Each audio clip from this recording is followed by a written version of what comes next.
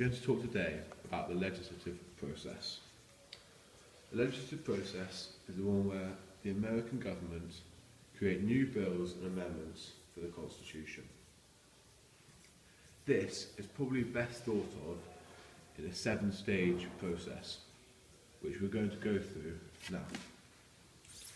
The 7-stage process starts with the first reading, the committee stage, then timetabling, the second reading, a third reading, a conference committee, which is optional, and presidential action. To be successful, all bills must pass through all these stages. The first reading is simply a formality. The first reading involves reading out of the title of the bill on the Senate floor. Bills are then numbered, printed and circulated and sent on to the appropriate standing committee. However, there is no debate and there is no vote. The most important factor to apprehend at this stage is the sheer volume of legislation. Despite all the pieces of bills being put into a clerk's tray or hopper, there's still 10 to 14,000 pieces of legislation which has to be dealt with. You can see that this is why the percentage of so many bills that actually go through is so small. The next stage is the committee stage. This is by far the most important stage. Far more bills fail here than anywhere else. Policy specialists are used, particularly here, to make amendments and to change bills in favour of their party. A significant number are pigeonholed, which means they're put to one side with no action taken on them at all, with no hearings and no vote. However, once the party specialists and other members of the committee have made a decision on the bill, a markup session occurs, which is the final writing of a bill within that particular committee before it is then sent on to Congress. These are where all the amendments will be made before the second reading occurs.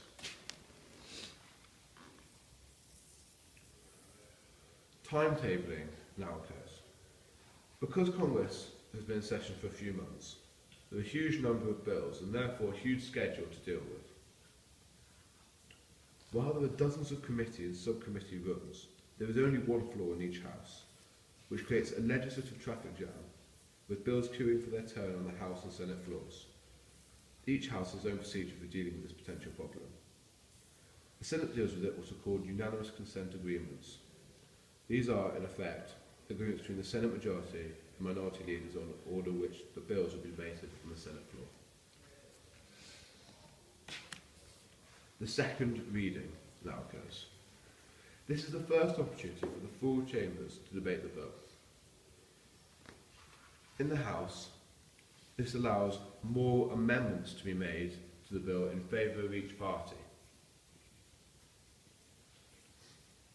The committee of the whole House is used in the House of Representatives. Votes are made on amendments and on the whole bill at the end of the debate. Simple majorities are required. Votes can be used if it's a less important bill by a voice vote, or a more important bill with a recorded vote. In the form of members merely call out aye or no. This is usually mostly for those non-controversial bills. The recorded vote, however, for example, used on Obamacare and therefore created in 2011 the government shutdown, are used for those most important. What was particularly interesting about the second reading is the possibility of a filibuster. Stamina is more important than relevance in conducting a filibuster. Senators have been known to read out extracts from the Constitution, the Declaration of Independence, the Bible, and even the telephone directory.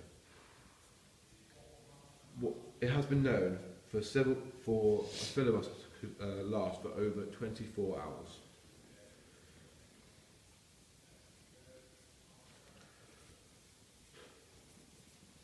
This can only be ended by something called closure.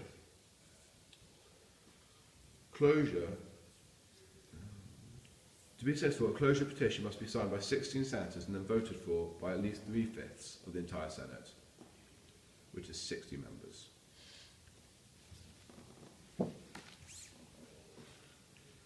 The third reading is the final opportunity to debate the bill. If substantial amendments were made at the second reading or the final vote was close, then the third reading would be likely to occur some weeks or months later and require another substantial debate.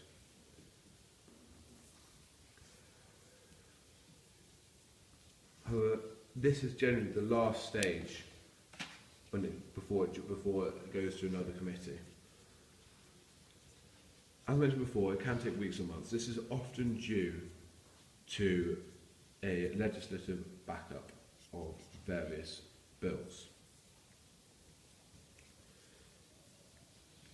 If, however, few amendments are made at the second reading, the third reading will follow on almost immediately after the second reading and be very brief. The Conference Committee.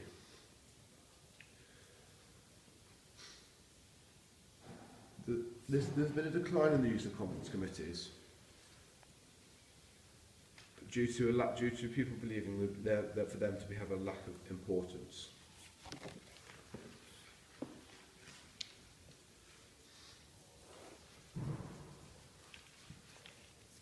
It only occurs if the bill does not happen, is not agreed on in this. The same bill isn't agreed on in both houses. However, as mentioned before, it rarely happens due to an increase in cooperation between the two houses.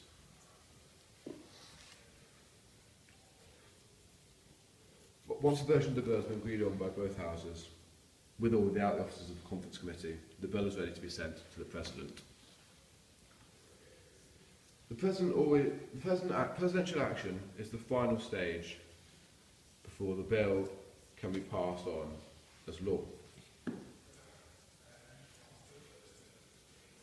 Therefore, in this situation, the President has three options. He can decide he does not like the bill and do something called maybe leaving the bill on his desk. He does this for bills upon which he takes no position at all, or he would like to veto but knows his veto will be overridden. These bills will become law without his signature within 10 congressional working days. He may sign the bill into law. This he does with bills he fully supports and for which he wishes to claim some credit. An example of this would be the March 2010 signing by President Obama of the Patient Protection and Affordable Care Act. Third, the President may veto the bill using a regular veto. He does this to bills that he strongly opposes. The President may use the threat of a veto as a bargaining tool with Congress, in the hope that the threat of the veto will cause Congress to make changes in the bill which the President has demanded.